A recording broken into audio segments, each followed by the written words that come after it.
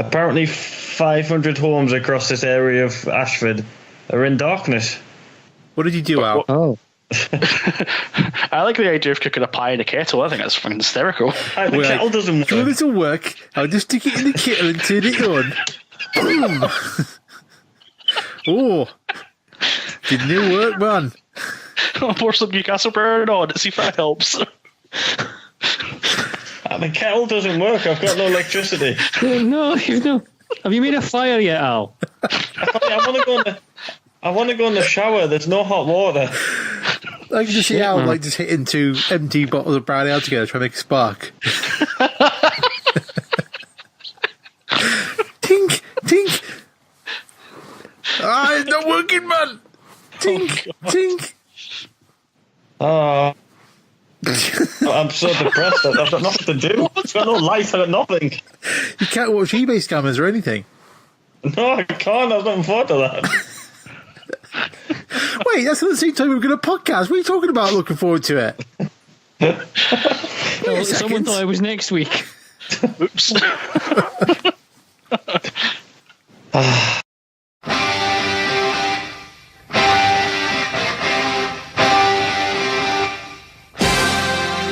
Welcome to the Conquistabores.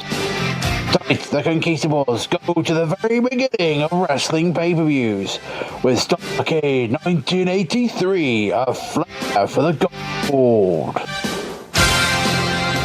Strutting their way into the steel cage tonight, the dirtiest player in the game, Flair Royal, Euan Taylor, and the real world champion, Cameron Phillips. Only tonight on the Conquistabores.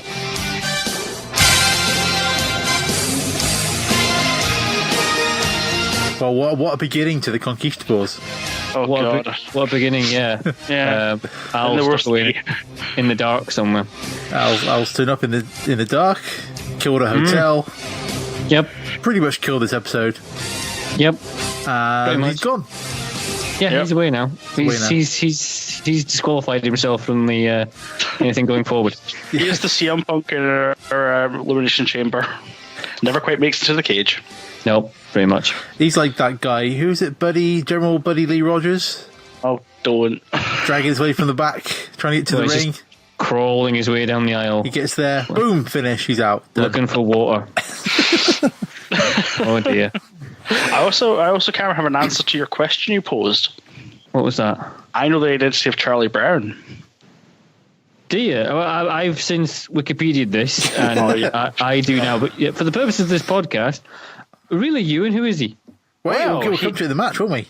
Well, we'll probably come to that later. Yeah. You know ourselves, boys. We haven't even introduced what we're talking about yet. I mean, You're the one that's got us on this. You're the one that's got us on a tight schedule tonight that we've wasted 40 minutes on. Right, taking control of the podcast. It's the first time for that. Shut up. Starrcade 983.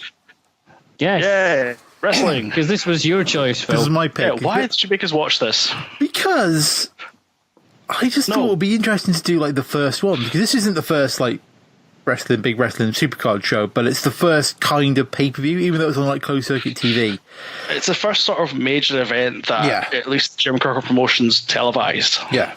This begats the Wrestling Classic, which begats WrestleMania. You can't half tell at many points during it though. Oh God, you can, yeah. So this is like essentially like the ground zero or the kind of pre-beginning of the 80s wrestling boom. So if I've got my dates right, this is 1983, November 1983. Vince has bought WWE in 1982.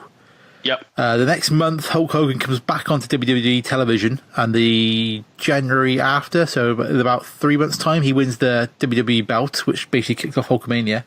Yep. So we're like right on the cusp of the rock and roll, the rock and wrestling, the kind of huge 80s boom, and the NWA via Jim Crockett Promotions got there first with Starrcade 1983, a Flair for the gold.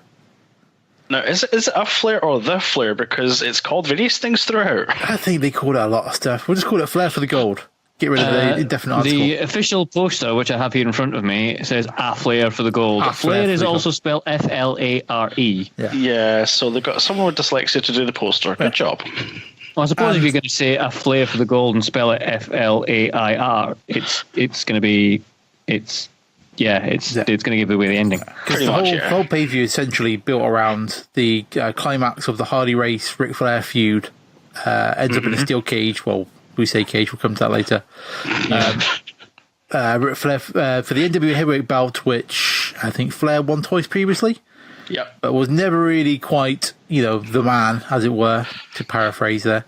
Whereas Hardy Race is the 7-time champion and the big evil guy. He paid off people to injure Flair coming up to the match. So it's a big whole thing. It's a $25,000 bounty on Flair's head to give him an injury that makes him retire from wrestling. And Bob Orton Jr. and Dick Slater attack him. And it was apparently put forward as a career-ending injury, and Flair actually did announce his retirement before the show, a few weeks before the show, but then announced he was coming back, obviously, for this match. It's a ruse. It's a Flair ruse. It was all a ruse. And, normally, about this point of the show, I'd cut in, the opening, noisy promo music from the pay-per-view. Yep. But this one, I sat down, loaded up on this morning, essentially, because I watched it very last minute. Loaded up the network, found the pay-per-view, turned it on, go to the bit, the TV14. And then I'm looking at two dudes in a mask and a guy in a suit.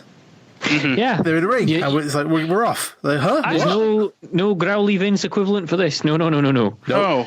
I thought it was something wrong with my stream, because I thought, wait, why are we straight into the first match? Yeah. Where's the intro? Where's the welcome to Starrcade 83? Now, I've done no research into this whatsoever, but it being the first one and knowing how notorious, it's not WCW, but it's it's the beginnings of WCW with Jim Crockett Promotions and all that. I'm willing to bet that no one pressed the record button on the video when they started doing the closed circuit recording. That would not surprise me. They started off, they did an intro and all that, they got into the match, someone went, are we starting the tape? Oh, no, shit! Tommy in the production truck was asleep. Yeah, we'll go through all of their names later on. Yes. But so this wasn't a pay-per-view, it was sold through closed-circuit TVs across the country, and apparently the Caribbean Basin, which I'll talk about lots later on. Yes. And so, it was 16,000 in the Greensboro Arena, Greensboro Coliseum. The Greensboro Coliseum in Greensboro, North Carolina. I'm not sure what the buy rate was. Well, what the equivalent of buy rate was, but I think it was a pretty big deal, this show. According to the article I've got here, it was about 30,000 people, but it would have been bigger, but there was a winter storm that night that obviously kept a lot of people away. No, yeah. So, but for what is essentially the first pay-per-view, I guess that's pretty good, because there's no benchmark for this as it stands.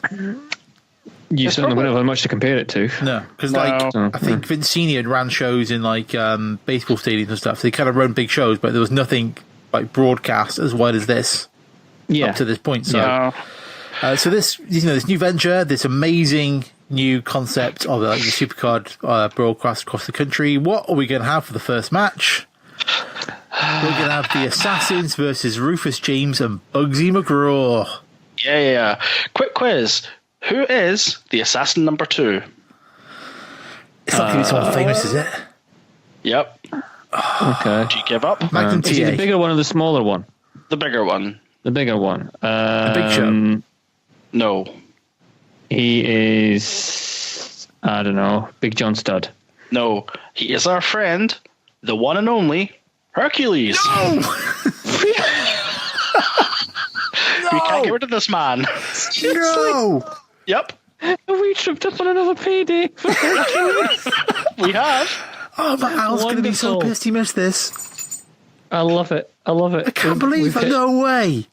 Yep. Brilliant. You know what? I did think his shorts were a little tight.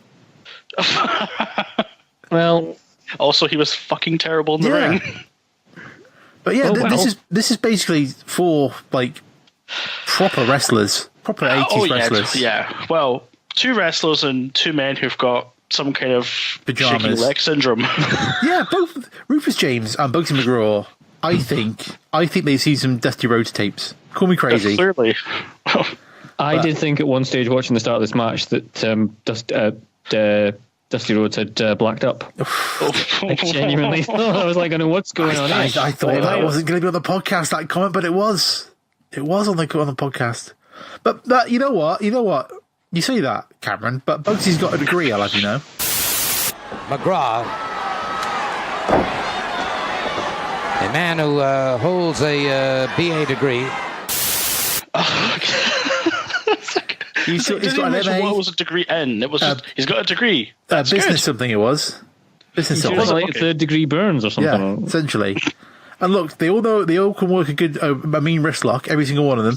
Absolutely. Not so much a hip toss, because there's a couple of really sloppy ones. Yeah, but we get a good, 5-10 minutes of wrist locks, it felt like? It felt like 8 years of wrist locks. I think the highlight I've written out of this match is at one point the camera falls over. Oh, that was brilliant. Yeah, it was right at the heat, and everyone's so excited in the arena, the camera just can't take it, and it collapses. It falls over. Just can't take it. Boom, falls over. The crowd are hot though for it. I don't know why they are. Yeah, the crowd go absolutely apeshit mental for an armbar at one stage. Yeah. I just wrote down, what is this crowd on? Because I'm like, it's an armbar, people. Come on, I know it's the 80s. Yeah, but that's probably the very, very reason. And I mean, a lot of what goes on in this entire show, it's like everything's portrayed as a proper fight. That's true. It's not like there's going to be, when it's like a steel cage match at the end, you're not going to see anyone like diving off the top of a cage. No. Because, Snooker's yet to do the move off the top of the cage later on. Well, there's no Hurricane runners, there's no, daft top rope things at all, are there? There's no kind of big spots. No, it's like proper brawly fighting. Oh, drop kick is still a spot, isn't it? Yeah, I think we're in the era that going to the top rope was an actual DQ still. Yeah, you're probably right there, to be honest.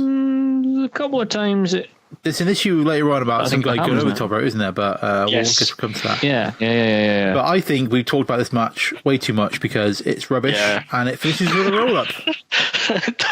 It does finish. Yeah, McGraw comes in but ends up getting rolled up for a pin. That's it. Yeah, absolutely. And Hercules laughs all his way to the bank. Yeah, just thinking, in a couple of years it'll be a hot WWE act.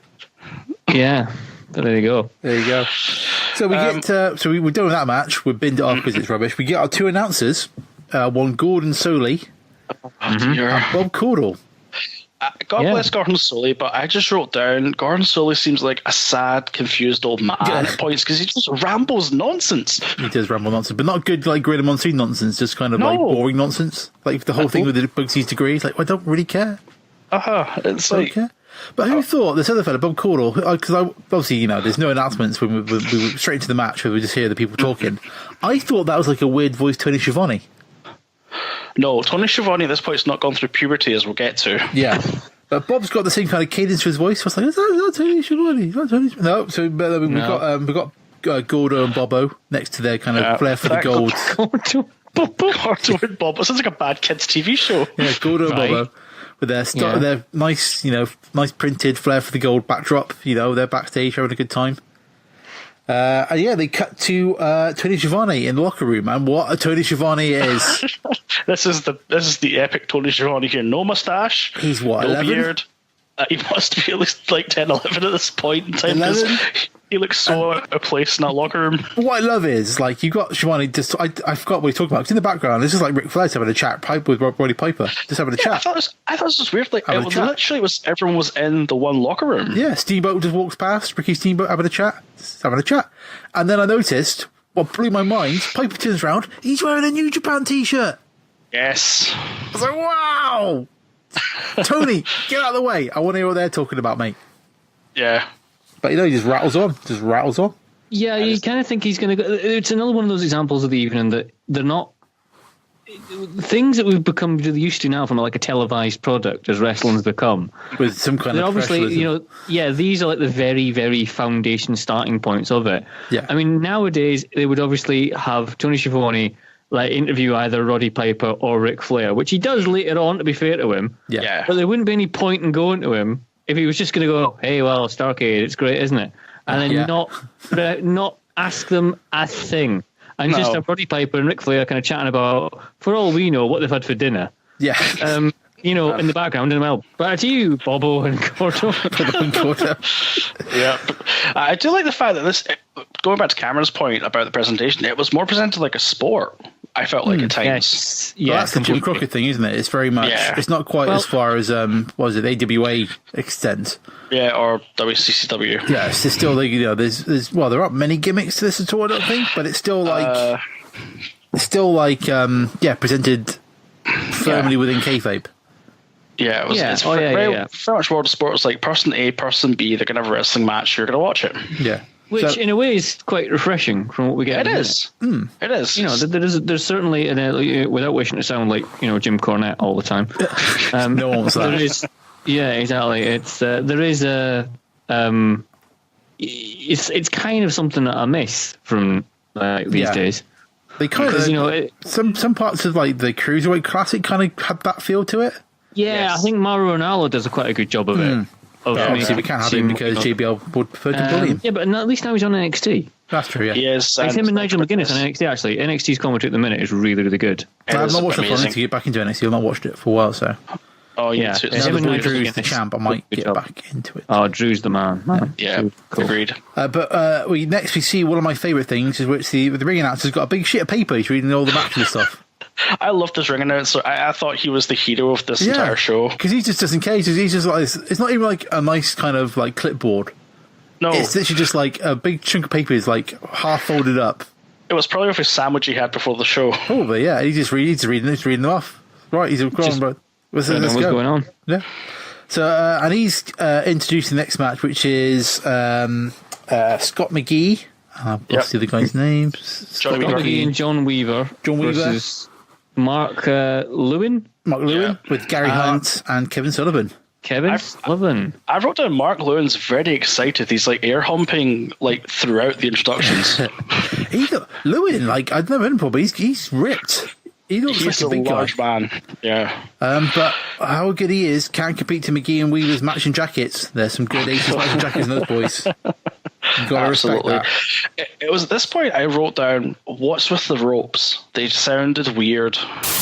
About that, a quick duck under, go behind, and a waist lift takedown by Sullivan, but Scott McGee up and over his man, leapfrogs him, and catches him with a beautiful flying drop kick. Oh, I noticed it later on, and I think it was the Steamboat Youngblood. Yeah, there was a lot. When you came off that force, it was like rubber banding. Yeah, it was like clothesline. It was literally like a clothesline that's been stretched out. Yeah, it's like bloing. Like I just made this kind of weird, noise. But you notice, like all the people so far, they've all kind of share that same kind of like southern barrel-chested, kind of body shape to him. Apart from Lewin, he's just like he's like the odd one out here. He's like a decent looking body, but like a really old head. It's really weird. And he's like girding all over the place, and it's like, calm down, pal. But we should interrupt the wrestling match for a copyright notice from Gordon Soley, because that's the most important thing. By the way, Starrcade 83 is a copyright presentation of Jim Crockett Promotions Incorporated. Any use of or any reproduction of this telecast is prohibited without written permission of Jim Crockett Promotions Incorporated. Which I suppose is another thing, another example of what we're talking about with it being a new thing. It's like they must have been genuinely worried that someone was. But who would have recorded it? It's being shown closed circuit TV. Some out the back with a camera in the bars. Probably, some camera in the bar or something. I don't know. When? Well, would it have been in bars and stuff? Would you be able to hook up a VHS tape to it? Well, no. I mean, you could record it onto a video recorder, or video camera. Sorry. Was VHS even around? 83 would have been, yeah. You would have had the video nasties by now, I think. It would have been horrendously expensive, though. Yeah. You know. When did it start? VHS was available from 1976. Oh, okay, fair enough. But as I say, I would imagine it would still been quite bloody expensive. Yeah. But yeah. Considering in the 80s, movie studios were charging about $80 a tape. Wow. Yeah, the video library tapes were hell expensive, weren't they? Oh, yeah. I don't know. So I think it says something about the quality of the match. We're now talking about the history of the VHS library. This match sucks. It ain't the greatest. It's a novelty seeing Kevin Sullivan. Yeah, because he looks really young. It looks really weird because last time we saw him was Halloween Havoc. Yeah, or Suitin. Yeah, I think so. And he was like, not infirm Kevin Sullivan, but much less, much older Kevin Sullivan. Mm-hmm. Well, I remember written down there's a fancy escape by McGee from some move, but it was clearly so good that I can't remember what it was. Is this something? Is this? No, I've put here. Scott McGee breaks up an armbar by just climbing Lewin. Yeah, he just does like a backflip. He just climbs up at the top of him, and just jumps off the top of his head. It's that great Jack and the Beanstalk spot no one does anymore. Yeah, exactly. A McGee tag is denied because you have to go over the top rope. Yeah, He actually goes under the top rope, and that's apparently illegal. You have to go over the top rope to get into the ring when you're tagged. What? Allegedly. Yeah, I don't get that at all. Which doesn't seem to have any effect later on in the evening at all. Later on. And the commentary team then gets so bored they start talking about one of the later matches, the Abdullah the Butcher match. They start banging on about that for a bit. Jesus. Mm-hmm. And then I think in kind of honour of the previous wrist locks in the last match, we have a double wrist lock into the finish. It's such a weird sequence. Yeah, and this is like wrist lock finish. Like, what? Huh? There's a lot of really quick endings to matches tonight. What I didn't get from this match is like the match is boring. Yeah, we'll agree on that. Yeah. It's kind of dull and rubbish, and it finishes, which is great. And then Gary Hart comes into the ring, pulls out what I thought was like a roll of quarters.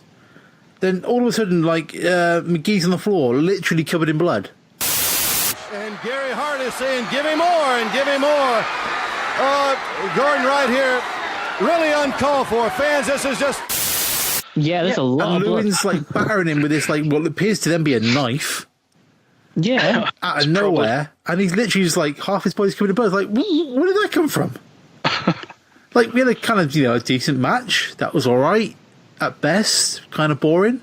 It was passable. So we'll just end it with a massive bloodbath. Well, to be fair, the mat didn't exactly look clean anyway on the ring because it looked like it'd been there for like a decade already. Didn't look great, did it? But no. I don't get why we're like second match in, we go for like a bloodbath massacre finish. Because it's the event of the summer, and the first match was so terrible. So you might as well try to do something better. Yeah, and some dude comes out. What's his name? Antonio Mosca, whatever it is. Yes, comes out, gets involved. Our guest referee for later on. It's all a little bit. So I was like, what? To take a line from somewhere else, that escalated really quickly. Hey, it did. They just kind of beat these guys and then just like cut their heads open. Very much a tribute to the match that's coming up next. Yes, so welcome to the NWA. This is what it's like. Yeah. So back to Gordo and Bobo again. Gordo and Bobo are there, but the best bit is this not the bit where they have the wonderfully sexist kind of, now we're going to go to the prettiest face of the evening. Hello, Barbara. All right, fans, and there you see that. And right now, we want to show you and go to the prettiest face that you're going to see this evening. Let's go to Barbara Clary. And what a family she's picked in the crowd to interview. This is the one. I haven't written this down, but this is the one with like kind of go. It is literally someone who's like going, "And where have you driven from tonight?" "We're driven from the Arkansas." Yeah, and it was very much. And what are you looking for? I'm looking for Ric Flair. Ric Flair. They're all like, "What's the guy from King of the Hill? Was it Boomhar from King of the Hill?" Just all mumbles sounds to like himself. him. Yeah. Well, to be fair, Ric Flair. I'm here with the Estes family from Gaffney, South Carolina. How far did y'all have to drive to get here? About 180 miles. Was it worth it? Yes, ma'am. So, and then we go from like that to Tony Schiavone's like sat with Harley Race. He looks like an actual gangster. Oh, Harley Race is amazing. He is the man. Brilliant. He's just sat there. Good are Harley Race's promos. He doesn't scream, he doesn't shout, he just speaks very calmly and very gently, but there's this dark, violent undertone to everything he's saying. You just want to call him Boss Harley. I just want to call him Boss. It's like, sorry, Boss. He is totally, I'm really, really calm, but I'm still going to rip your fucking head off. I'm going to kill all of you. And then paralyze you. Yes. But So it's the man. Harley Race's promo gold. But he doesn't kill Schiavone, so that's kind of annoying. And please believe me, tonight, Flair, I know what your shortcomings are. I know where you hurt. And I'm going after each and every one of those spots. Well, to be fair, his mum was watching on, so he couldn't really do anything to Tony. That's fair enough. We're from that match, we're through to the youngster Carlos Colon. Versus, actually here he probably is like a youngster. This is Abdullah the Butcher. Yay! Another back happy again. day. And what I love, like, obviously this is early in Abdullah the Butcher's career. Like, he's not been going for that long, I don't think. And his forehead is already really messed up. Yeah. I don't know how we did it. Like, really messed up. Yeah. And so, like, I think I've written down here.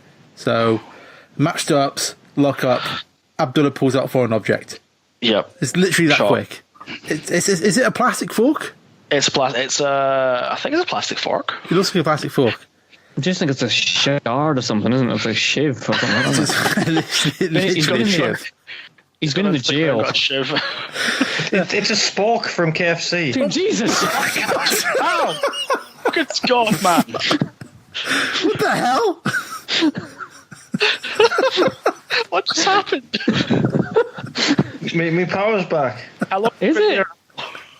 Oh, thank Christ for that. Oh, I yeah, just got the brilliant. shit scared out of me. I love the fact that Al's just entered the show again, and his first words are, "It's a spork." It's a spork. To be fair, Al, you're probably right. I'm really confused now. But what I don't get here, right? He got the foreign object in, and Abdullah's battering him over the head with it. Cologne takes it and batters him back, and the rest just like in the corner going 1, 2, 3, 4. No, this isn't a no-DQ match, is it? No, it's just a match. It's a match. Why are you stopping them from like just battering each other with this? Are you going to tell Abdullah the Butcher to stop? That's a fair point, actually. That doesn't care at all. I also noticed the ref will wrestle wearing different outfits in the matches. I think it's because they're from different organisations. That's rubbish. I want consistency. You wouldn't have that on apart from a Raw and SmackDown show. That's not the point. I want consistency in refs or an explanation why they're Consistency in your different referees, do you? I want consistency. Like at WrestleMania 1 where they all wear the same shirt. Anyways, Shut up. so where are we? Is it Carlos Colon gets thrown onto the ref? Then Abdullah elbows the ref? Do you want to see? Shall I read my entire notes for this match? Go for Yes. Right. Banned in Puerto Rico. Abdullah stabs Carlos straight away. Colon now has the stabby thing. Abdullah bleeds. Colon bites Abdullah. Abdullah accidentally elbow drops ref. Yeah. Hugo Savinovich clocks Colon. Abdullah pins him. Done. The end. That's it. That's my entire notes for this match. My There you PC go. will just put like someone nails Cologne. Like, couldn't tell. There you go. Yeah. I have some fun Abbey facts. Oh, everyone has Okay. an Abbey fact. So Abdullah the Butcher started wrestling when he was 17. Fair enough. That was in 1958. Oh, wow. So that explains why his forehead's so messed up then. Yeah. And also, he wrestled in Canada initially under the following names: the Black Wizard, Zella Samara, and my personal favorite, Pussycat Pickens. Wow. Oh, I hope he came down to Tom Jones as his entrance music. What's new, Pussycat? Pussycat gotta be. Pickens? It's got to be, Pussycat man. Pickens. Oh my God. And then he got from that to Abdullah the Butcher. That's a big jump, that is. Why am I imagining him coming down the ring like some kind of Brodus Clay effort dancing? Will you please welcome Pussycat Pickens? No. The I fucking imagine actor Johnny B. himself, Bad's Abdullah the Butcher. No, I'm imagining Johnny B. Bad's entrance. Oh Christ! With the yeah, makeup and man, everything. Yeah, why not? So there you go. Oh my God! And so next we get a promo. I think it's Shivani backstage with Moscow, whatever his name is. Aye, that guy. And we get one of my favourite shots of the entire pay-per-view, because basically he's there talking about, like, he's angry. He keeps mentioning his son. I don't think anyone in the ring was his actual family member. No. He's all angry, talking about, it wasn't wrestling and what he did Lewin was wrong and all that. He shouldn't have stabbed him in the face with a screwdriver or whatever it was. Oh, that's only natural. And they just kind of pan to the right, and, like, McGee's just there, just essentially passed out, covered in blood. Yeah, he's just He just like slumped in the corner of the sofa. Like, shouldn't someone be paying him some kind of attention? Not like speaking to Moscow to do a promo. I just wrote down McGee's just sort of slumped in the corner. Yeah, He is. He's just literally just flicked out. yeah, things like that. And No one's so there with him. McGee's like, I'll be on the verge of death. So Shivani leads him goes. So who do you think, Flair or Race? It's like, really, Tony? That's not the right time for that kind of question, pal. No. Give us some medical attention Yeah, get a blood transfusion. You probably need to. or something. Yeah. But it's fine because Barbara's with some more people from the audience and they're all interesting. God. Interesting is a word. Yes. We come down here for the race. Is this the one with the 2 women? Yeah. think, And they're like, who do you want to win? Ric Flair! Ric Flair! Flair, fuck me, please. And who do you expect to win the big match? Ric Flair. Ric Flair. I don't think they say that, Euan. I don't think they say that. Well, they're practically saying that without using the words. Pretty much. So we're on to the next match, which is literally Cowboys versus Indians. I was just it's literal Cowboys versus Indians. Racism. Another tag team match. Yep. Yes. Yes, Al. Chief Wahoo McDaniel and Mark Youngblood. Chief Yahoo's dressed up in his full Indian headgear. Oh, yeah. With Dick Slater and Cowboy Bob Orton, who's dressed like a cowboy. It's literally Cowboys versus Indians in this match. It is amazing. Before this match starts, the best moment of this entire show happens. The ring announcers announcing the fact that Dusty Rhodes is in the crowd. But unfortunately, the mic job's halfway through. Yeah. Oh, is that this bit? With us this evening, a very special guest, the Toot.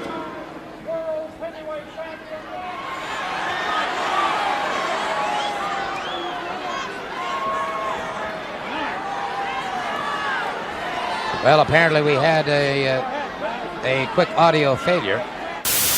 It's left to Gordon Solie to try and recover the situation and fails miserably. They try to cover it, and then the announcer kind of goes, Rhodes! Yes, Yeah, technical error. Gordon Solie's marvelous kind of, I'm afraid we're having technical issues, and no shit, Gordo. Production department currently, it's great. He's like Seymour Skinner. That's Gordon Solie. Actually, yeah. Yes. I love that, because the kind of ring announcer the match, walks out, then comes back into the ring to announce Dusty's there and messes it up. So it completely ruins the start of the match. There's a lot with Dusty Rhodes tonight that goes horribly wrong. Horribly wrong. From this point onwards. We're coming to a good one shortly. Yeah. Who thinks Cowboy Bob Orton doesn't look right without a broken arm cast? That's true. I'll tell you when he does have a broken arm cast. Anyways, that would be WrestleMania. Oh, shut up. Shut up. We also get their first kind of fancy camera angle, which is like a camera above the ring, looking down onto the kind of blood-stained mat below. It's like a bird's eye view of. And Gordon Solie's just then like, what cameraman's up there? That must be a really hard place to be a cameraman. I'll tell you what, that cameraman who's up there on those rafters really deserves a vote from everybody, because he is about 75 feet in the air, and that's a tough shot, but a beautiful shot. Gordon Solie's like an inquisitive 5-year-old you've taken out for the tiny little details, isn't it? He's there kind of going, you must be at least 75 feet up in the ceiling and the rafters of the Greensboro Coliseum. I don't think even in 83 they would have strapped a cameraman to the rafters of a building. No. Well, to be fair, in the South, maybe. Maybe, yeah. That's a fair point. And there's also, at this point in the proceedings, I'm going to say a word. We'll see what you say to it. A belly-to-back suplex. Yeah, that's another example of Gordon Solie's unique style. Looks like he's trying to set him for a vertical suplex. Brings him up, a belly-to-back suplex. Now tries to set him up for another vertical suplex. Has him up. That's it. What is? I thought he was talking about food or something. I don't know what was going on. I thought initially he was saying souffle. Yes. Yeah. I'm like, that sounds good, but not right now. Youngblood there with the attempt at the souffle. In the middle of the ring. He's burned the top of it. He's going to get deducted points for that. It was a bold attempt by the wrestler to try cooking an entire meal during a wrestling match. He should have got his kettle out like Al did. Yeah. Spent 5 years at the wrestling cooking academy. I haven't put the pie in it now. But all that kind of gets away. The fact like Slater and Orton, they're a really good heel tag team. Oh yeah, they're doing all kinds of good heely stuff, with the referee and things. But they keep saying suplex. Yeah, it's kind of bizarrely off-putting, really. But no mind. Suplex mania running wild. It's a bit weird, and I get annoyed because the finish is I think is it Bob Orton does a superplex from the top rope. I think so. Youngblood is double teamed. Suplex from top rope for 3. Yeah. McDaniels does try to save, but then there's no joy. This is it. Because I was waiting for Gordon Solid to say a top rope super play or super play, Suplee. Super suplee. Suplee. But he didn't say it. He didn't call what the move was. He just Suplee. disappointed there. A sommelier. Souffle. Super freak? No. Oh, there was early on. I think Orton gets Youngblood on the outside and just basically drops him on his back on the barrier. Yeah, that was channeling Pro Wrestling Noah before they were about. It didn't look nice. It looked like it was a fun landing. No, because Have you noticed as well, by the way, that the lighting, as soon as they go more than 2 feet away from the edge of the ring, is atrocious, and you can't see a bloody thing. Another example of this is probably the first time we're getting used to this televised malarkey. The lighting rig is one light bulb. Because they would have still been shooting in the studio for the TV show, wouldn't they? Yes. I don't think they would have been like shooting like in arenas for the NWA stuff at the very least. Maybe for WWE stuff, they would have like an outside crew and all that. Yeah, well, the better stuff. But for them, I'm guessing they were still doing everything was done in the studio. So the lighting there was just TV lighting, wasn't it? I think everything was done at the kind of TV studio for the promotion, so it was very much doing it on like a soundstage essentially, like GFW is nowadays. What I also liked about just after the finish, you get Orton and Slater doing a beatdown on Wahoo McDaniel, and they kind of pull his arm out. I think Orton grabs his arm and kind of stretches it across the apron. And Slater goes up to the top rope to do like a jump down onto the arm.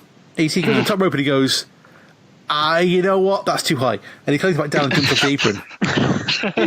Yep. He's like, this is dangerous. I'll come down a little bit. But then Orton just goes up and does it anyway. It looks really horrible. Yeah, it's not pretty. And you can kind of understand why Slater was like, you know what? That's bad concrete down there. I'm just not going to do that. Thanks. I'm just going to go off the steps. That'll be fine.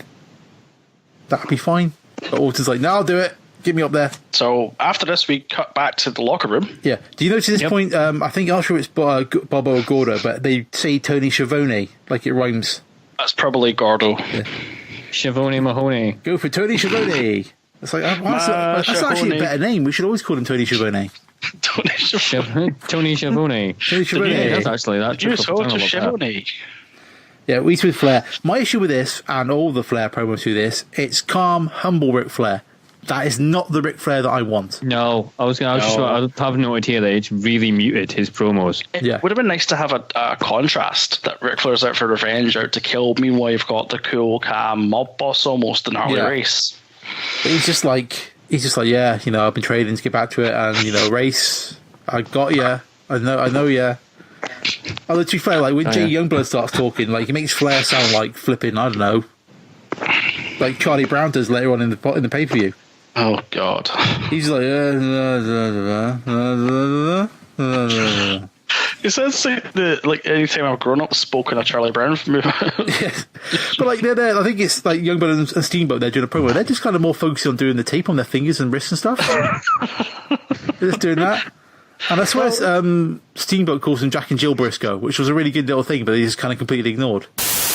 And without a doubt, Jack and Jill Briscoe, you will see your inevitable end coming soon.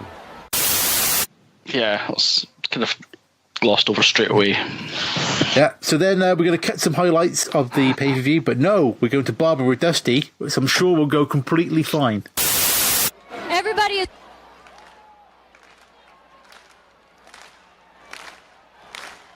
Rhodes, how do you feel? It's a big thrill to be in such a great...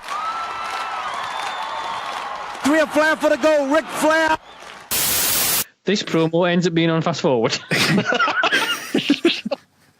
Yeah, you get Dusty talking, cutting in and out, and then Gordo and Bobo trying to talk over the top to say what he's talking about as he keeps cutting back in, and then they stop because he's back in, and then he cuts out again. Yep. And it's just like, oh my God. What we didn't know is that if you've got a live shot of the production truck, there was a cat crawling across the controls at this point. They're trying to get it out. It's beautiful to know that even how people take pops at WCW for having like these massive mistakes. And this is before WCW even turned up. It became a thing. Yeah, this is what WCW inherited. They can still mess up, man. Problem. Is it not this bit that Gordon Solie actually comes out with the absolute gem of if you can read his lips, you can tell what he's saying. Yeah. Well, if you can read his lips, you can tell what he's saying. It's a good... Go boogie back up to the box. So Dusty Rhodes promo gets quickly binned. And And then the best bit is he'll be back later. I bet he does the exact same promo later on. Yeah, I think it will be. It is. It must be. Yeah. Oh God. So now we're on to a hair versus mask match. No, a hair versus. No, it's not. It's a belt versus mask match. That's what it is. Title versus mask. Yes. The Great Kabuki versus Charlie Brown from out of town. Charlie Brown from out of town, or sometimes from downtown. From downtown. They can't quite decide if he's from downtown or out of town. I don't think he's quite sure. He's all around downtown. Gordon Sully just kind of goes, well, never mind out of town. He's always been downtown, Charlie Brown, to me. So I'm going to call him that for the rest of the match. Yeah. Here's my question. Go for it. Yeah, for those who don't know, Charlie Brown is Jimmy Valiant. Shocker. Look at his beard, for crying out loud. Well, it's less than a beard. It's like a man with an afro, and he's put a mask on and pulled the afro down over his face. You know what I mean? It's like if Cousin It became a luchador. Yeah. I like it. Yeah. What's really weird is like it's like old man hair color. If that makes sense.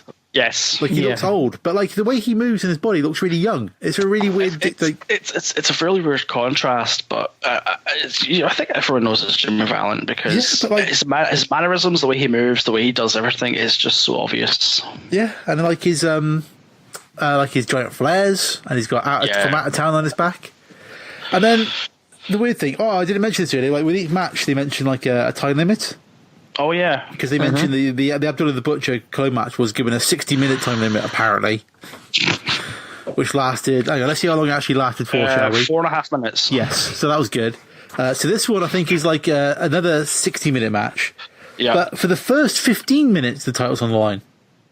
That's right, because then in 15 minutes it becomes a title versus mask match. So no, it's like for the first 15 minutes. The title's on the line. The whole thing. Oh, Kabuki's mask is his mask's on the line for the whole thing, but it's Charlie Brown's mask on the line. Isn't it? He's got a mask on. Yeah, Gary Hart, who's with Kabuki, is sure that Charlie Brown's Johnny Valiant, and he's trying to find out for definite. Yeah, you're right. I think you're right. Yeah, yeah, and it's just.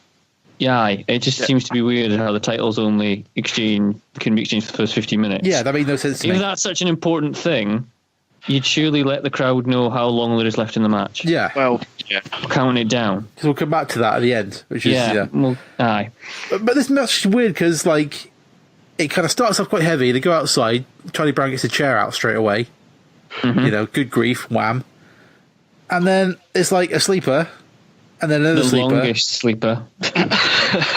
And then it's like Kabuki like counters that with a claw, like the claw hold on your head. It's the longest claw. But then he goes to the second rope, and there's a second rope claw. Yeah, it just kind of seems like it's going to be something amazing come off of the second rope maneuver, and then he just kind of just falls forward and goes back to the nerve hole. No, it's fine. He gets out. Charlie Brown gets out, and then Kabuki goes to the top rope. We're going to see some top rope action, Cameron, and it's a top rope claw.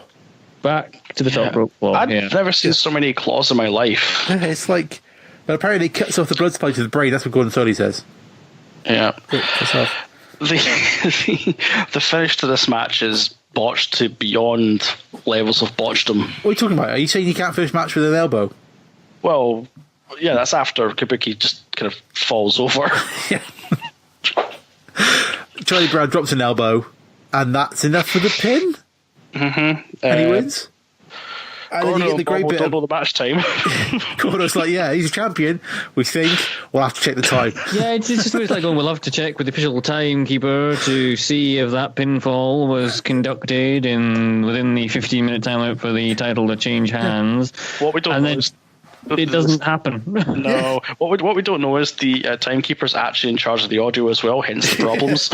Yeah, he can either do one thing or the other thing. He can either do the timekeeping or the audio, not both. That's the trouble. He sends around back and forth. So yeah, Gordon and Bobo, they're back on with their backdrop, and some guy comes up called Dude. Some radio presenter, guy? I think, from the area, from what I've discovered. He's for Flair. I was just beginning to wonder why I've written down in the notes here, there's a fella called Dude, ? Yeah, he's called Dude. I couldn't remember anything about it. Yeah. Then they throw over to Shivani. He's there with the boss, Holly Race, Bob Orton and Slater. Yep. Slater's not a great promo, but it's all right. But Race is just like he's going to kill someone. And I'm coming for that neck, buddy. That's my whole ball game all night long, is your neck and the elimination of Ric Flair. He's proper scary. It's just he's great. He's just got that tone where he's kind of talking softly but really slowly about what he's going to do to Ric Flair. Yeah, you imagine him like some kind of film. He's just walking past the person he's got in prison, just rubbing his hands, kind of like, you know what I'm going to do to you now? Yeah. I'm going to cut every last one of your fingers off and mail them back to your wife. I'm going to fucking fuck your shit up, pal, because I'm high fucking race, yeah? He really should be at the performance center giving people like tips on how to do like effective promos. He's really old now, isn't he? Did he turn up Wrestle Kingdom 8? Yes, you're right. Yeah, he did. Oh, he did. He gave someone a punch in the face, I remember, but he didn't look great. No, it wasn't. He's quite uneasy on his feet these days. I'll tell you what will be great. Dusty's back. Yes. Hey, we're back with the promo that he probably would have had earlier had the mic not cut out and it not been on fast forward. Yeah. So he's doing it again. We're going to try again. Because Dusty, lucky folks. But there is a reason why Dusty's not just there because, you know, he's after payday. He's there because whoever wins the Flair race match is going to face Dusty. He wants to challenge the winner. Yeah. He doesn't want to challenge the winner. He wants to challenge Race. Yeah, because he calls Race out to be the winner, doesn't he? Yeah, he does at the end. He goes, and it's going to be you, Race. It's kind of like spoilers? ? Yeah. Sure, I know you're the booklet. Well, as it turns out, no. Well, no. But did anyone else think that Rhodes may have been a little bit under the influence? Because even for Dusty Rhodes standards, this was a very slurred promo. It's very slurred and rambling, and it does end with the phrase, "I'll be the 3-time champion once again." How can you? Right, you've got 2 at the minute, Dusty. If you win it again, that's 3. It doesn't multiply to 6. You can't do the 3-peat repeat. No. It's like a Pokemon, it just evolves. It's just... Yeah, I have written down here that it'll be 3-time champion one more time? Question. Anyway, right, we're going to get to the serious stuff now. Yes, and what is like an actual historically important match. Yes. This is Rowdy Roddy Piper versus the US heavyweight champion. Correct. Greg the Hammer Valentine in a dog collar match. I just wrote one word to start this match: violence. Yeah. The thing is, like, all the matches so far, they haven't been no DQs, and we've had like 2 bloodbaths already. Like, this is a no DQ match. They do come out and say there's no disqualifications. Like, what the hell is this going to be like? Yep. Then they start talking about the details of the chain and the fact the collar's got like studs on it, and I just thought, this is beautiful. You're building this up to be something completely chaotic and brutal and bloody, and it was. Yeah, but then like they're talking about how brutal the match is going to be, and then like there's a graphic of like Greg's Valentine pops up of him just like staring off like an idiot. These graphics remind me of Tim and Eric so bad. It's amazing. Because Piper's all right. He kind of looks off to one side, looks at the camera, smiles. Yeah. But Valentine's like he's having his passport photo taken. Well, yeah, also with the camera sort of going in a circle because, again, the camera guy can't stay still. It's like kind of like the select a wrestler things, like an arcade game, isn't it? It's like bloop, bloop, bloop, but why, like, from that photo, why would you pick Valentine? That's a good point. Yeah. He's just like gormlessly staring up into the distance, like he's getting ready to. Like, he's thinking, "Oh, when I go back to the hotel, I might get a sandwich. Do I get a sandwich? I'll get a sandwich. Salad tonight. Yep. Get and a sandwich." The kind of funny thing about this match is this match isn't even for the belt. Yeah, it's just a dog collar match, isn't it? No, but it takes them until halfway through to realise that. Well, yeah. Because Souley's there kind of going, yeah, this match, we're being told not for the title. It's like, no, you're being told not for the title because you're drunk. The rest of us know what's going on. It's like, how is this not for the title? How? I do know, they keep calling how can you possibly get more violent than this? It wasn't written down in the announcer's papers, therefore it's not for the belt. Oh, Jesus. Need to see That's a good point, actually. But I do like at the beginning they're talking about the fact that just a tug on the collar could hurt your neck. It's like, this is so wonderfully built up, and you've got this image in your head right from the start of what you think you're going to see, and it's just that's missing from nowadays, even from like a simple gimmick match or whatever it might be. Like the you're missing that match? sort of. Shut up!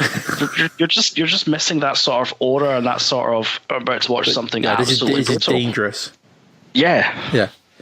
But they kind of do the tug of war thing to start, which is quite cool. They're both kind of leaning back and just kind of like feeling each other out, and then Piper just like wails on Valentine with a big length of the chain. It's like, oh god, they're not messing around, are they?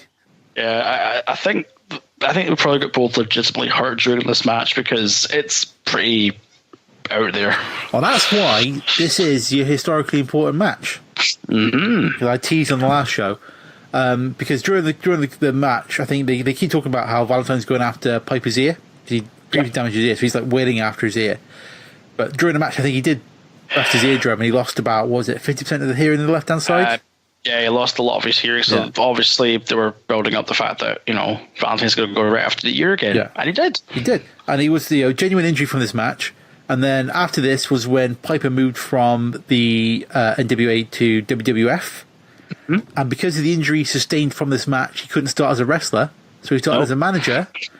And then they gave him a microphone and started a Piper's Pit because he couldn't wrestle. It was a blessing in disguise. Yeah. So the whole heel thing that kind of helped to create WrestleMania 1. WrestleMania 1? Yes, Al. He's still there. Hi, Al. Started in this match, You wouldn't have probably got that without Piper not wrestling and being that heel speaky character. Would you have had the kind of big build up with him being the villain against Hulk Hogan? No, that's a good question. That's a good question. It's a debatable thing, isn't it? If he came straight in wrestling straight away, would he have got over straight away, like as the big villain guy? Who knows? No, because most people are saying there's a funny looking Scottish guy. Okay, who's on? Who else is on? And it's all because Greg Valentine got a bit heavy with the chain on him a few times. I've wrote down this chain is going to actually break or bend or take off somebody's arm. They keep calling it brass knucks as well. Oh, they're using the chain like a brass knucks. It's like, keep saying knucks. I like it. Punishing Roddy Piper, using that chain now as a pair of brass knucks. But there's no way you can do this match these days. No. There's a bit where I think Piper throws the chain around the ring post.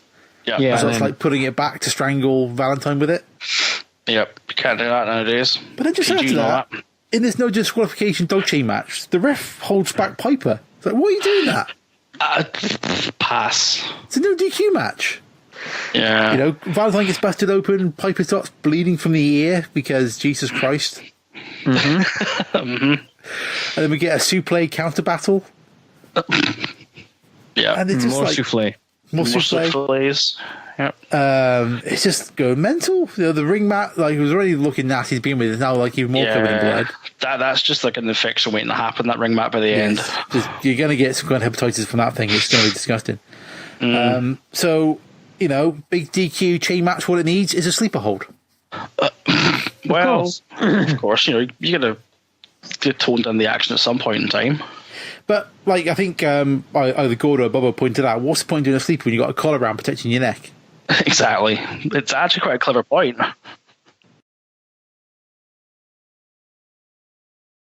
So, what was the finish? I forget now. I think Piper gets Valentine down and wraps the chain, hooks his legs with the chain.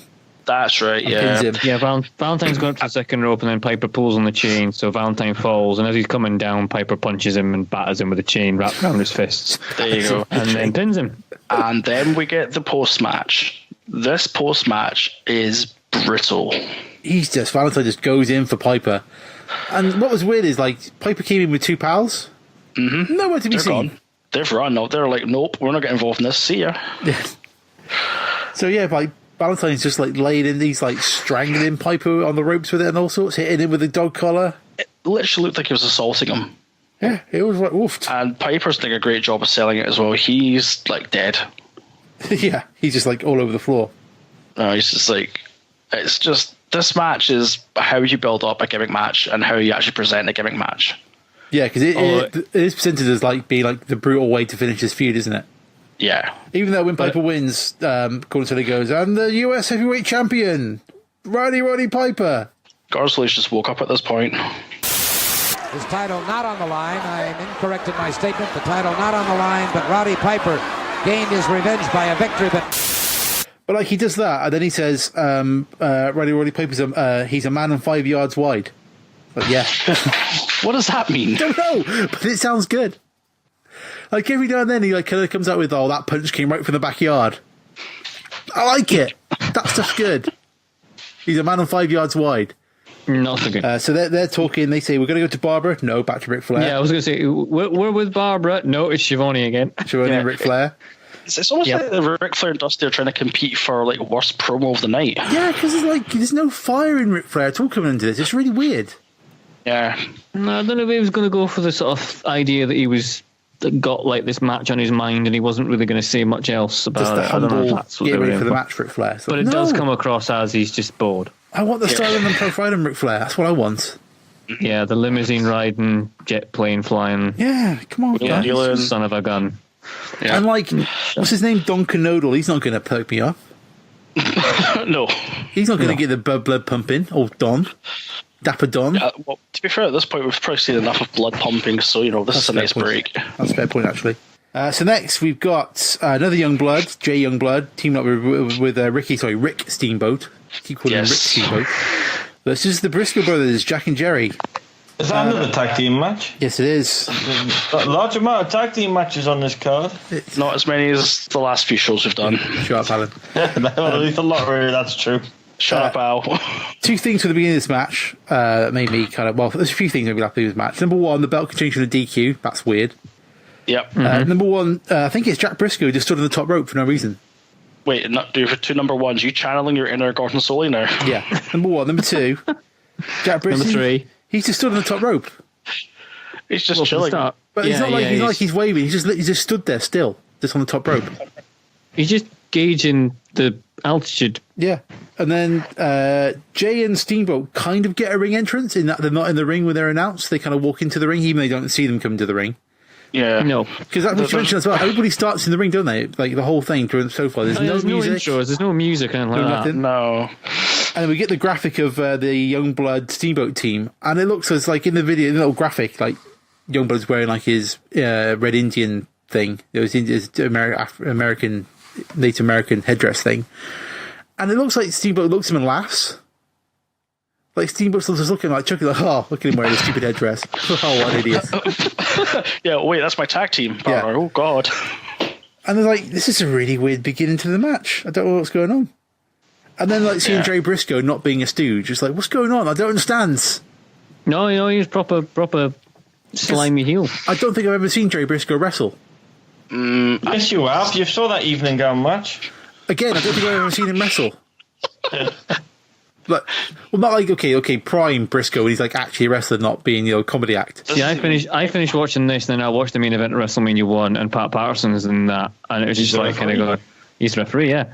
And you're thinking, yeah, that King of the Ring 2000 match is a fair while away. And unnecessary. Yeah. But also, like, you got this match, you got the Briscoes, you got Youngblood and Steamboat.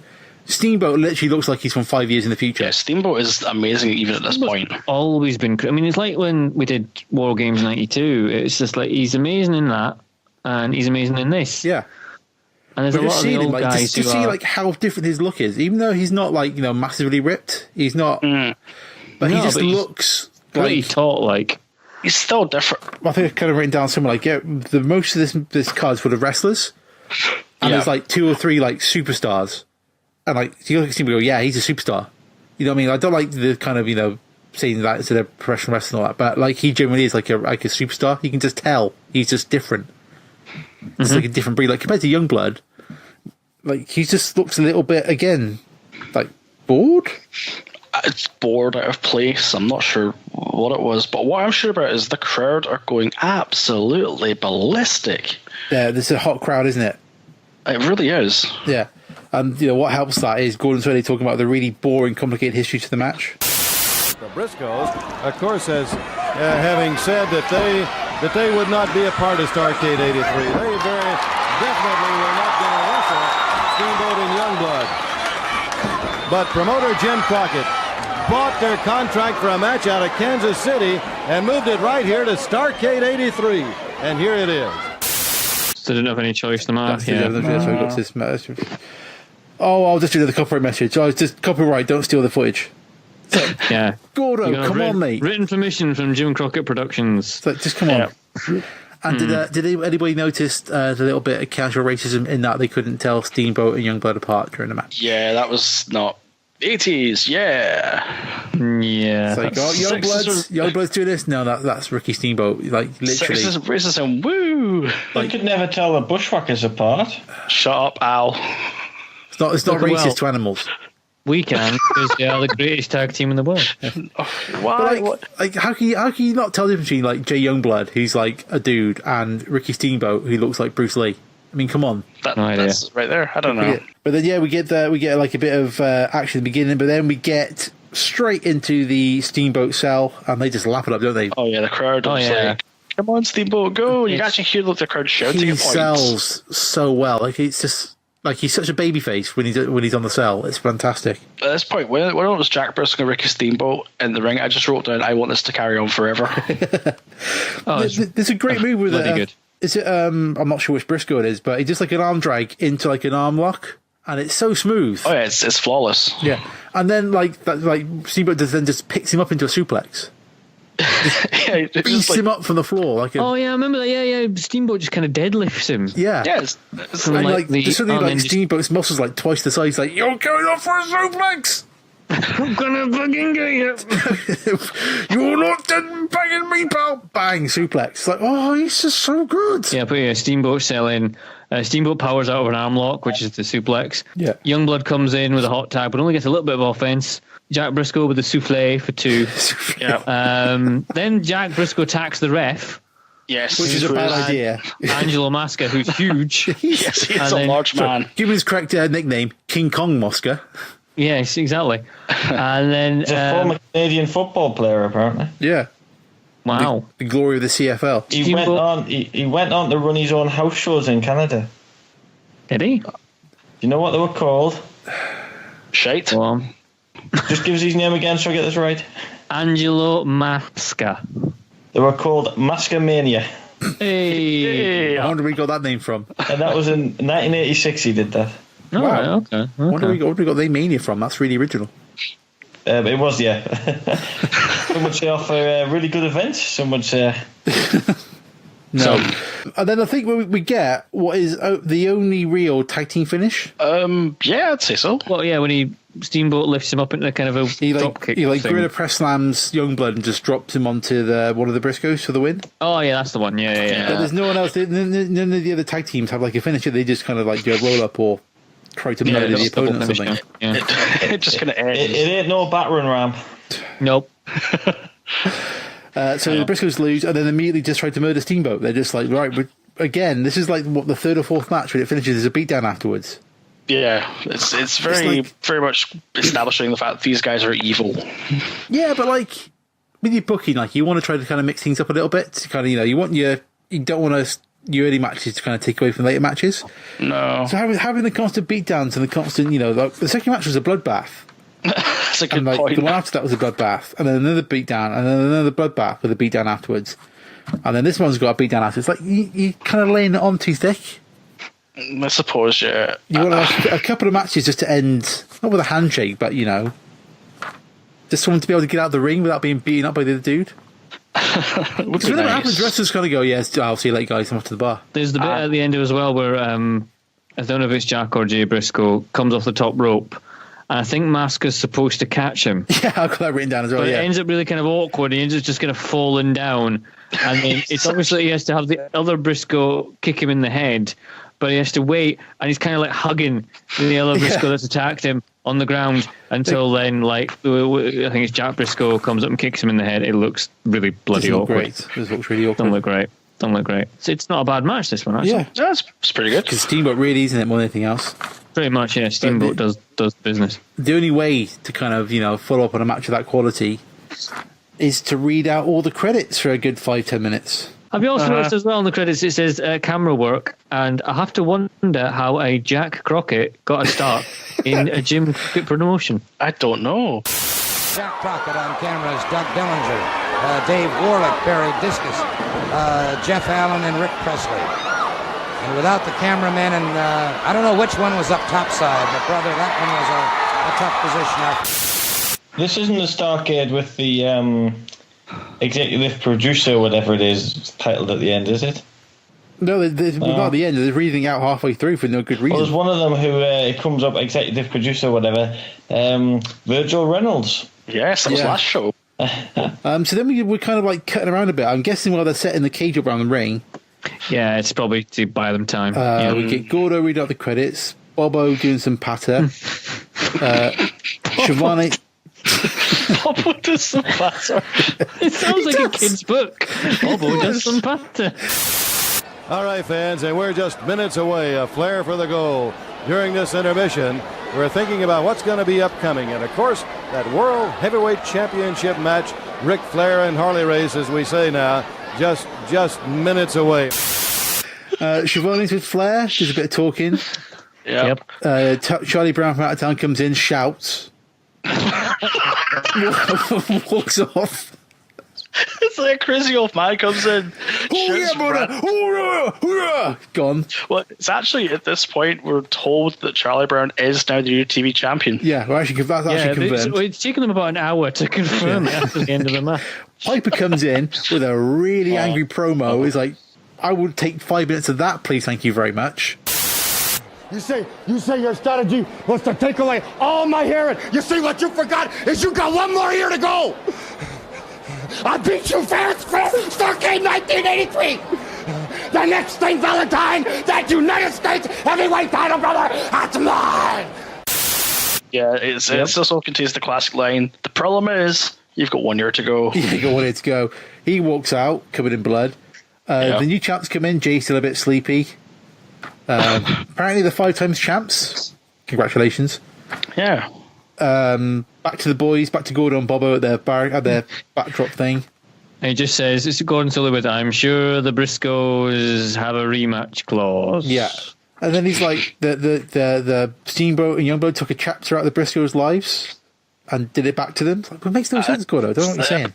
It makes no sense. But don't worry, Dusty Rhodes here to save the day. No, they're going to cut to Barbara first. Wait, she's not ready. Bit of improv from the boys. Right now, we want to go down to Barbara Clary at ringside. Well, they're not quite ready for her. I see she's not down at ringside, Gordon, so we won't go down to Barbara Clary right now. Well, I'll tell you what, Barbara, of course, has been very, very busy tonight talking to fans. It's hard to get around this place, as many fans as there are. Yeah, they can tell they are wonderfully shitting themselves to fill in this 3-minute slot unexpectedly. And then back to Dusty. He's in the, is this the one where he's in the crowd with like 3 women? Yep. This is the one where he's now in the crowd again, which is where he was the first time round when they tried to do the promo. And this whole time, all during all this, are like, we're minutes away from the main event. We're minutes away. Minutes away. Please keep watching. Literally minutes away. And then I think it's Bobo kind of goes, well, it's not actually cage. It's more like a kind of a chain link fence. Yeah. It's like, no, it's a steel cage or a deadly piece of equipment. It's not a chain link fence. No, it's... Don't undersell your final if we get there. It's 4 bits of fence that's been taped together. So we've done that. Right, we've got all that. We've got all the talk out of the way. Right, let's have the national anthem because that seems like a good time. Usually for this at the top of the show, don't you? Top of the show, normally. Why is this guy singing the national anthem for the most part of it in pitch black? And why has anyone? Now I'm not American myself, obviously. Obviously, I know it's coming here. I've never heard anyone sing the American national anthem and not kill it. Yeah, this guy literally aborts this national anthem because it's terrible. Yeah, he just sounds. He's there going. Well, clearly, he's going like, right, no spotlight, no performance. That's what happens. Yeah, no Shandon, no Bandon. They should take no Moe, no Shoei. Halfway through, like his shoulder like appears in light, and then like slowly putting a spotlight. It lands on him. It's like an eclipse. Then it lands on him. Then he starts doing the big notes. You notice that? Yeah, but it's right at the end where he's like he's going, and land of the free and the land of the brave. So whoa, steady on, calm down, pal. What? Is anyone famous? Tiny Weeks, apparently. Nashville. Some Nashville recording artist whose name escapes me. I have no idea. Fucking shite artist. We're slowly getting to the big final now. Right, we got that. National anthem, done. Spotlight, done. Flair's music starts. Let's go for it, right? This is brilliant. Disco ball. Yeah, disco ball. at a laser show, I think. I can't tell. There's some lights in the top of the No, audience. there's like one laser. Yeah, spinning around in the circle. It was a laser pen in the crowd. It wasn't meant to be there. Shittest pyro you've ever seen in your life. One pyro. It's one. It just literally goes. It's like, because the thing is, like, they cut to where they're coming up. Like, you see Flair, and it's like light, goes dark, hanging around, and it's clearly some kind of powder going, fucking light, come on, light. Come on, It is totally the case that, Flair obviously doesn't want to take a further step because he can't obviously see where he's going. Because they're like, Rick, right in front of you, there's going to be all this pyro. Don't move, man. You're going to catch fire going near this stuff. It's going to be so crazy. And Flair's like, oh my God, I'm not going to move. Also, as well, it's a fantastic bit before we get to the podium where you clearly see Ric Flair coming out the door. Yeah. It's like this giant light. It's kind of like, well, you've ruined that. You see all that? Now. You get a bit of smoke, thing comes off. Obviously, the music's now finished because you had like Flair's music for all the kind of light show. And now there's no music. And then Flair like walks to the ring to like, no music and cheers. Yeah. And then you kind of cut to like Harley Race just kind of stood there. It seems to be in the arena from a completely different side of the building. Yeah, he stood there. Two police officers next to him, and he just kind of like stood there, like, I'm not going to go yet. He's on a fag. And what really helps this whole procedure, since national anthem and all the music and all that, is that there's no commentary from the boys at all. It's just abject silence during this whole piece. Just the crowd cheering and the pyro. Like a little bit of pattern there would have been really good. Just a little bit, just to fill it in a little bit. So here comes the challenger, Ric Flair. He's got a robe on. He looks good. Here comes Race. He's just kind of stood there for no real reason, but he's just kind of stood there. Have you seen like the best bit at the start of this match though? Which bit's that, Cameron? Do tell. On commentary, it's the way that Gordon Soley says that Harley Race has said that it's demeaning for him to wrestle in a cage like some kind of animal, which I think is brilliant. Yeah, it's good. It's like really, really good because it basically gives across Harley Race's kind of basic, first of all, absolute arrogance. It's just like absolute disdain. And I think it really helped, Harley Race's character. Oh yeah, being like this is below me sort of thing, isn't it? This isn't worth my time. Yeah. Why am I in front of you peasants? Yeah. And then we get the ref in the cage is ex-NWA champion Gene Kiniski. Mm-hmm. And he doesn't fool around with his checks for the match, does he? No. He checks all the turnbuckles. Do you see that? He checks every single turnbuckle. Make sure they're all fixed. He goes up to Harley Race, checks his beard, checks his neck, checks his shorts, checks his foot, checks his wristbands. Checks everything. Goes to Flair, checks all of him. It's like, okay, I get it. You're glad to be back in the ring as a ref. But, just calm down a little bit. And it doesn't bode well for the match. And it doesn't, as I'll come to in a few minutes. No. The match begins and Harley's straight after the head and neck. But it kind of like all this kind of... They talk about, the bounty up on Flair and all that. And it's all, the intensity, a big match. And, it just kind of starts really slow. Well, it's like a good Fire Pro match. You've got to build up to the big finish. Yeah, but you want you want Flair to kind of come run at him and come in with a few, like a hot start to it a little bit because this feud's really big. Well, no, that wasn't the whole setup though. Flair was quite calm and collected. If he was going to run like a lunatic, he'd be full Ric Flair mode. That's a fair point. If he was angry during the start at the beginning in his promos, that would make sense. Yeah, and then this isn't helped. Bear in mind this is a cage match, so I assume there's qualification. Kinski keeps saying no closed fists. Yeah, Kinski at this point is told, go sit down. We'll get you when we need you. Yeah, he's like, come on, we're wrestling. Like, no, you're in a steel cage match. Chain link fence match. Yeah, fence match. I think closed fist at this stage is okay. And then we'll notice this early beginning bit, Ric Flair gets racing headlock on the floor. Ric Flair looked really bulky. He still had all his muscles. Because he used to be quite a bulky. Before his plane crash, he was quite a muscle dude, wasn't he? He was quite big and buff. He was pretty big, and then after that, he sort of leaned in a little bit. But you can kind of see his arms and his shoulders and chest look really big. I think it's fair to say that Ric Flair, for the 95% of this match, is just getting the living crap kicked out of him. Oh yeah, because there's a bit he's on top, and then Race takes over, and he's just he's so methodical and deliberate in all his actions.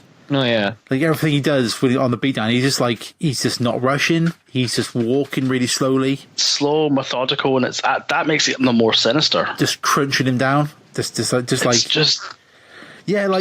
no anger to him.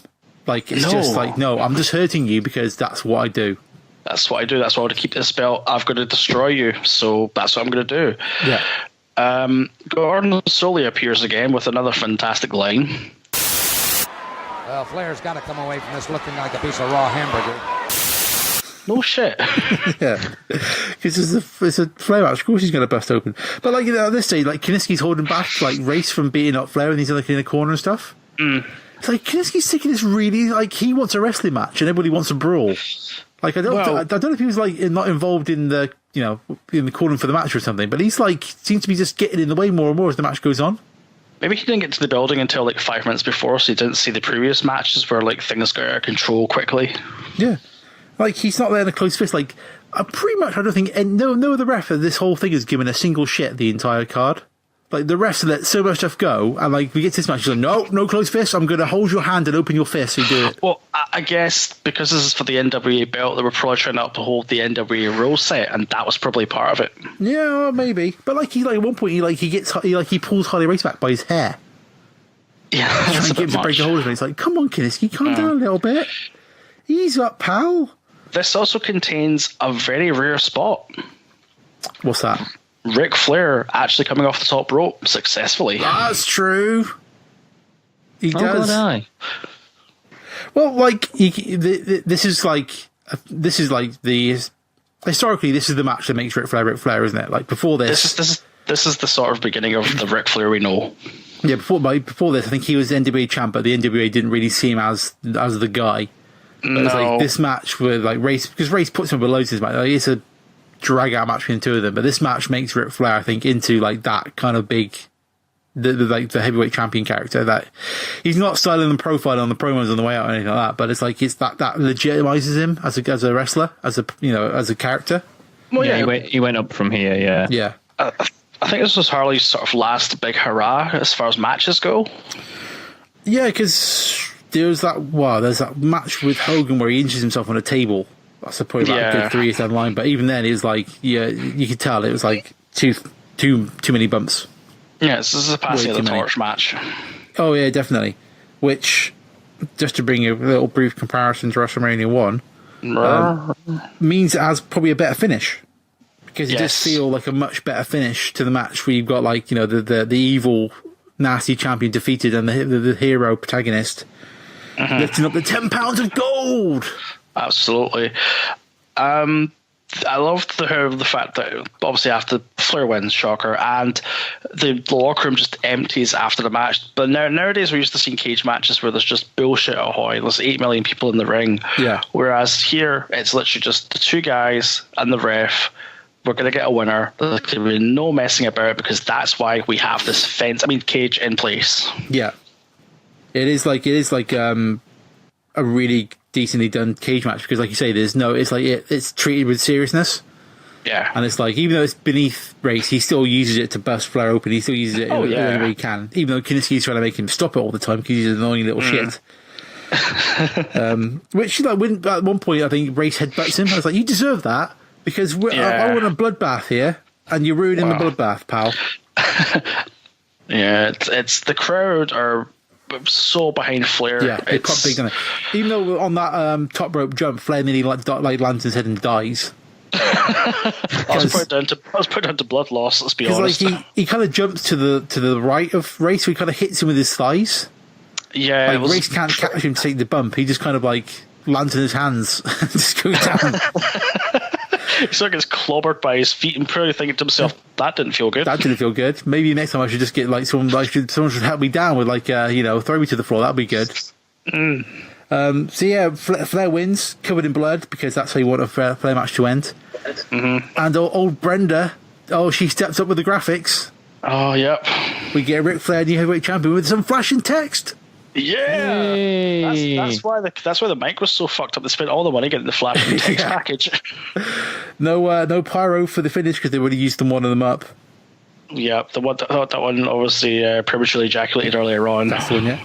and then we get like a Ric Flair in-ring promo to finish, covered in blood. Yeah, where he just kind of goes, it's brilliant. It's fucking smashing, folks. It's smashing. Tell you, whoa. I'd like to thank Youngblood and Steamboat for training with me, and yeah. It's like you see that. This whole pay-per-view kind of just... Because I remember, the timeline that runs across the bottom of the WWE Network stuff? Yeah. And how this match ends, and there seems to be another 20 minutes after, until the actual broadcast finishes. Yeah. I was like, there must be some massive angle that goes on here. And I was like, is this the one where Terry Funk comes down and pile drives him? Is that this one? Somebody else comes in, yes, and they kind of carry on, like, Race comes back in. Nope. Yeah, and it's like, nope, it's just full of talking. It's full of talking. Full of talking. I was actually waiting for Gordon Soy to start telling us what his shopping list was for the next week. They were getting down to that point, weren't they? Yeah, it was getting pretty bad. Because we have the promo, goes back to the boys, Gordo and Bobo, go to Shivani with Flair, which is like another boring promo. But what I quite like is, I think it's Steamboat or someone comes in, like tips champagne over Ric Flair's head. Yeah, and then Dusty comes in, and because he's got all the alcohol in his eyes, he can't see. Like he's constantly trying to wipe his eyes because he's got all the alcohol in his eyes and he can't see properly anymore. And he's like blinking really hard trying to see where Dusty is. Mm-hmm. Yep. That kind of ruins that moment. Again, a Dusty moment that goes wrong on the show. What a surprise. He's just a jinx in this entire thing. Yeah. Gordo comes in with the line saying, I bet Ric Flair's going to have quite a victory celebration tonight. I bet he is, Gordo. I bet he is. Once he's managed to actually get off camera long enough to actually have a shower and wash the blood off his hair. Yeah, at some point that'd be nice. The boys do a bit more talking, then we get a word from Harley Race. Mm-hmm. He's like, I'm going to come back, going to get it for an 8th time. Refers to the ultimate Ric Flair. Harley's always... That's a gimmick right there, isn't it? Amazing, can you imagine that? Yeah, Harley's upset, but he's still very calm, very collected, going, right, this didn't work out this time around, but I'm going to go the back. shit microphone I think Dusty had earlier on in the night. Yeah, with the bad microphone, but he was saying, okay, I lost my belt tonight, I'm going to go back, I'm going to rest up, recover, I'm going to come back, and I'm going to murder you. Yeah, and Barbara uses a catchphrase again. He's going to have to work hard to win the belt, but work even harder to keep it. She was just fucking atrocious. That's like a 1-9, I think she was given to repeat. Probably, because, she's a woman in the 80s, so she can't do anything. Back to Tony, fantastic, a bit more Ric Flair. Then Ric Flair just starts chugging a Budweiser in the background while Steamboat talks. And then we get to back to the boys again, they're talking, and then there's like in the middle of Gordon Soy talking, they just cut to a music montage. New York City to Miami, hey.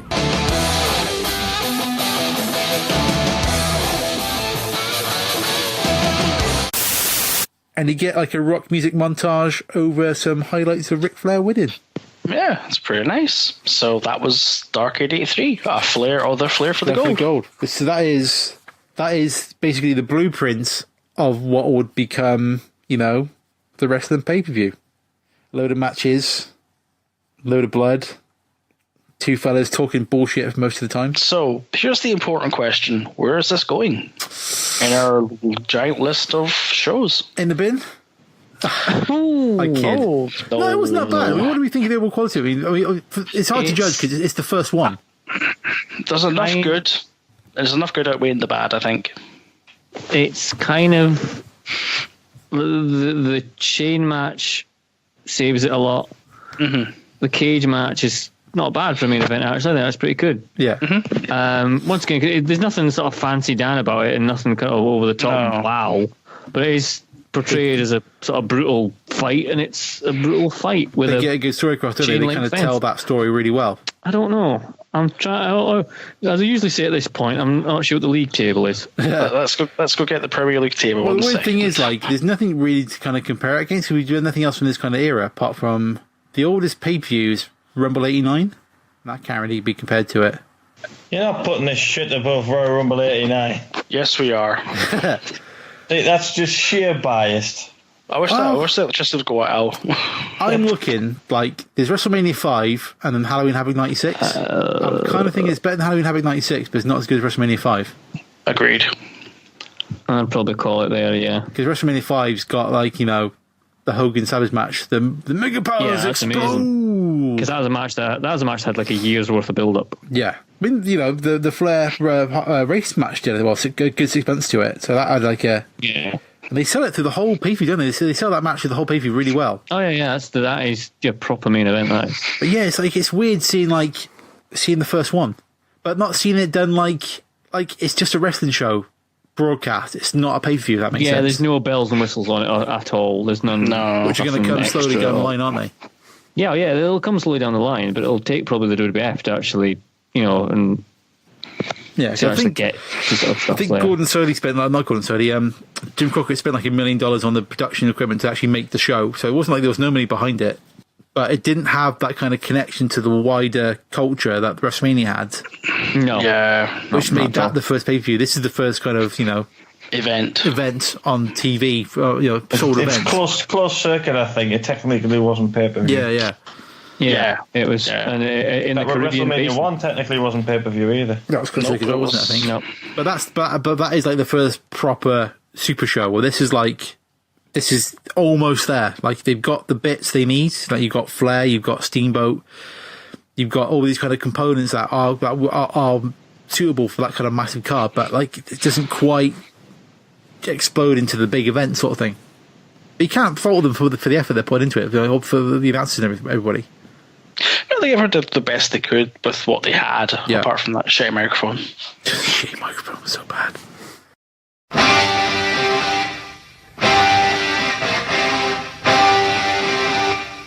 What's next time? Well, whose pick is it next? It's my pick. Oh, dear God. Got to be on the network. Yes, Al, it is on the network. Look at the dictatorial Alan over there. It's not me on the network. Yeah, hotel's got to have electricity and Wi-Fi. So, we've been living in the WCW world for the last few months. Yeah, for a long time, man.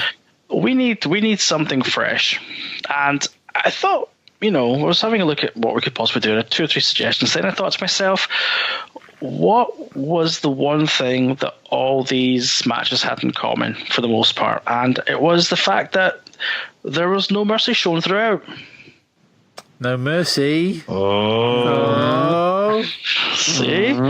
And we're going to probably, I'd say not the start of the Attitude Era, but certainly we're getting on the road to the Attitude Era. We're going to go to No Mercy 1999. Whoa. Right, hang on. The UK one or the proper one? The proper one, not the UK one now. No. The reason why I've picked this is there is some historical importance to this one. For example, this is the end of the Terry Invitational Tournament and the first ever tag team ladder match. And it also contains Jeff Jarrett's final match in the WWF before he went off to WCW. Oh, good God. That's right, Al. I thought we were doing like 2 historically important shows back to back. That's good. Yeah, only that's this like a time. theme. It is. It's a theme. Al knows what Jeff Jarrett match this is. Yeah, I do. And he's not forward to it.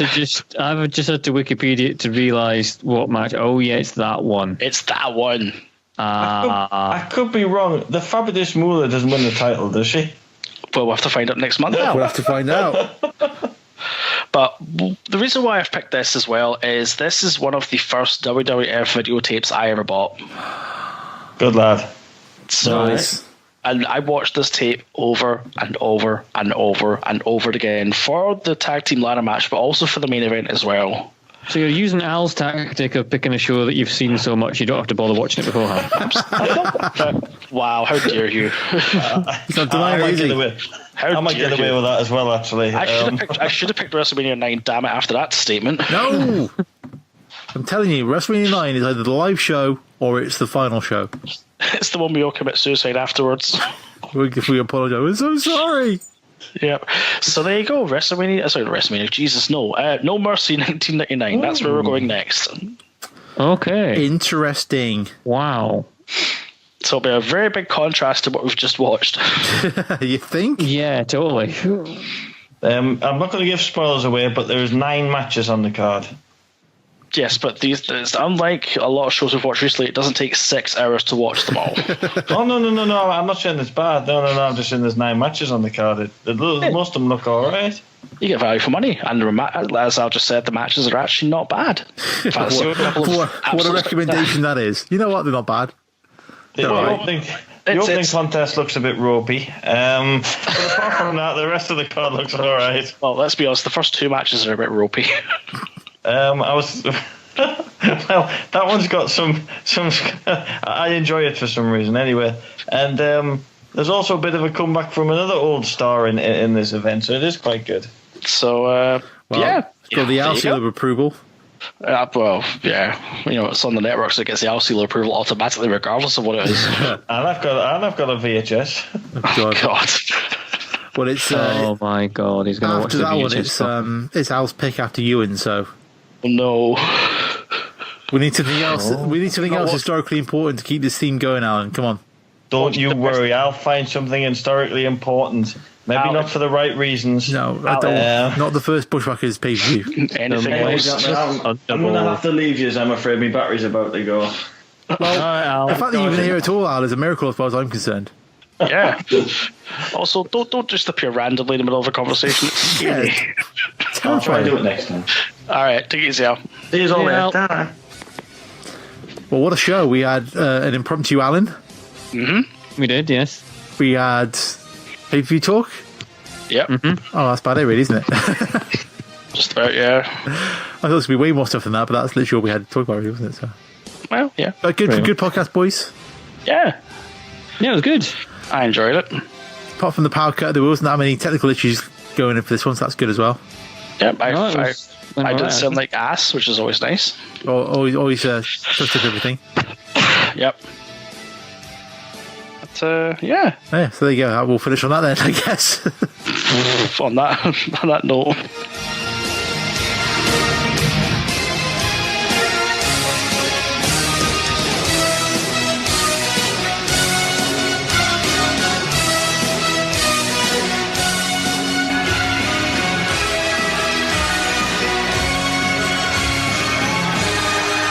Ladies and gentlemen, the Conquistabores have left the building. In the graphics, of course, our thanks to Brenda W. Evans, and she has really been bringing us some excellent graphics tonight, no question about that.